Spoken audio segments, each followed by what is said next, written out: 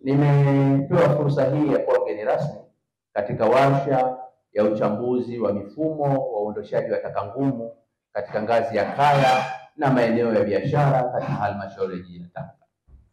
Warsha hii inalenga kuweka mikakati na wadau wanaohusika na huduma ya uondoshaji wa taka ili kuhakikisha taka zinaondolewa kwa wakati katika mji wetu au jiji letu hili la Tanga. Ndugu washiriki, katika utekelezaji wa shughuli za kiserikali inategemea na mapato yanayokusanywa ya kila siku katika eneo husika la serikali. Sisi kama mamlaka ya serikali za mitaa tunakusanya mapato ambayo yanaitwa mapato lindwa katika jiji letu kila siku.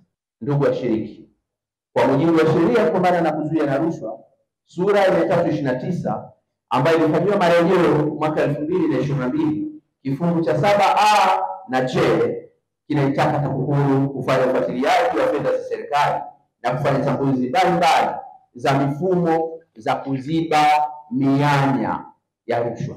Pia katika mpango mkakati wa miaka 5 ya taasisi ya kuzuia na kupambana na rushwa yaani TAKUKURU wa mwaka wa fedha 22-23 mpaka 25-26, moja ya lengo la kimkakati strategic objective plan lililoainishwa ni ufuatiliaji wa utekelezaji wa kazi za kufikia shabaha ya kupandisha kiwango cha utekelezaji wa mapendekezo na kuziba mianya ya rushwa yanayotolewa na TAKUKURU.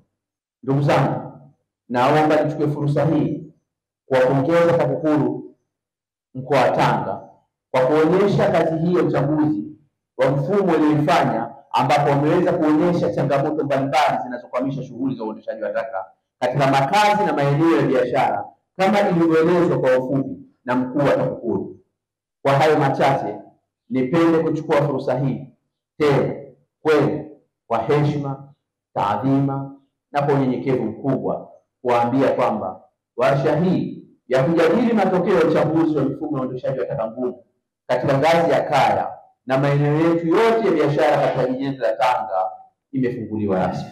Asante sana. Kama tunavyojua, taasisi ya kuzuia na kupambana na rushwa ina majukumu makuu matatu ambayo nitayataja. La kwanza, kufanya uchunguzi wa tuhuma za vitendo vya rushwa na kuwafikisha watuhumiwa mahakamani baada ya kupata kibali kutoka kwa mwendesha mashtaka wa serikali. Jukumu la pili ni kuelimisha umma kuhusiana na rushwa na athari zake katika jamii pamoja na kuhakikisha jamii inashiriki kikamilifu katika kuzuia na kupambana na rushwa.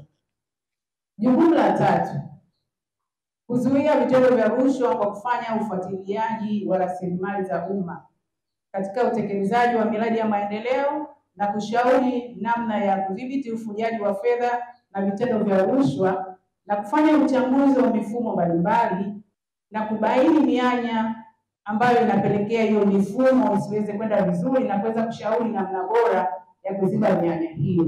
Kwa hiyo hayo ni majukumu matatu ya taasisi ya kuzuia na kupambana na rushwa.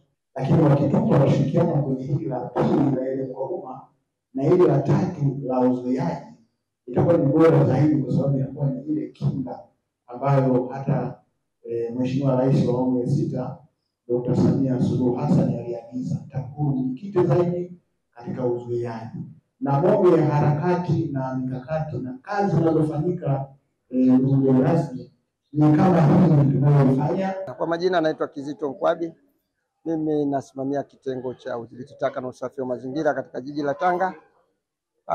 Kimsingi leo tulikuwa na hii session ambayo tulikuwa tunapokea taarifa ya uchunguzi uliofanywa kitafiti na taasisi ya TAKUKURU kuhusu udhibiti taka katika jiji la Tanga na hasa taka zinazozalishwa katika majumba, katika kaya na kwenye biashara, majumba ya biashara, lakini pia na maeneo mbalimbali. Kwa ujumla ni swala zima la udhibiti taka na usafi wa mazingira ya jiji la Tanga. Jiji la Tanga ni moja ya halmashauri 3 ambazo zinatekeleza mradi unaitwa Green and Smart City sasa, ambapo tayari sisi kama jiji la Tanga tumejipambanua kama jiji ambalo linaenda kutekeleza mradi wa taka sufuri. Mradi wa taka sufuri maana yake nini? Kuhakikisha kwamba kila chembe ya taka inaingia kwa mnyororo wa thamani. Sasa ukiangalia hata wewe mwenyewe haraka angalia taka gani ambayo haina thamani. Hakuna. Kila taka ina thamani. Kwa hiyo ukiweka ndani ya mnyororo wa thamani lakini sasa kitu ambacho kitafanya iwe na tuingize katika kila chembe ya taka kwenye mnyororo wa thamani na kuacha kuita taka na kuita rasilimali, ni hapo ambapo kila tutakachokizalisha kama by product basi tukitenganishe pale pale. Ndio maana tumeambiwa hapa kwamba tuzingatie sera na utaratibu wa udhibiti wa taka na miongozo ambayo ni ya serikali iliyotolewa ya kutenganisha taka kwa maana ya reduce, wanasema reduce, reuse na recycle. Kwa hiyo tunapeleka taka zote kuzirudisha kwenye mnyororo wa thamani. Hapo kuna ajira, hapo kuna mali, hapo kuna viwanda. Kwa hiyo kwenye swala la taka kuna kila kitu. Sisi tunasema master of business. Kwa hiyo kila kitu ndani ya taka kinawezekana na tunaweza kufanya maendeleo ya jiji la Tanga yakaenda kwa kasi zaidi kupitia hii sekta. Na shughuli sana. Mimi naitwa Yusufu Bavuga Asmani, msimamizi wa Suma JKT jiji la Tanga. Changamoto ipo kwenye ukusanyaji wa ada zile za taka. Ada za taka, kuna mwingine unaweza kumkuta anakuambia mimi sina hela saa hizi, au namkuta mtu anakuambia tuko watatu hapa, kumbe wako 8 au zaidi ya 8. Kwa hiyo kwa vile tumeazimia hapa kwamba tutaenda kutekeleza, naona mtaangalia sasa uwekezaji wa usimamiaji kwa watendaji ili waweze kunipa support.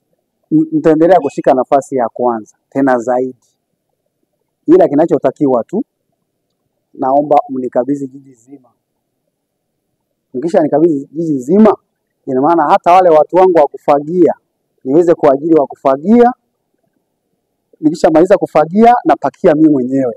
Tofauti na sasa hivi mimi naingia kazini saa 12, gari zangu za kuzoa taka, halafu anayefagia anakuja kuzoa taka saa 2.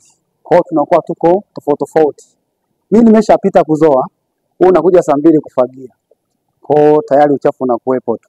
Kwa hiyo mimi nilikuwa nawaomba jiji la Tanga nipe kibali chenu, na wale wa kufagia wawe watu wangu, ili hata kama natoa amri ya usafi, natoa amri kwa wote, sio kuzoa tu. Kuzoa sio tatizo, kuzoa ni kazi ndogo sana mimi.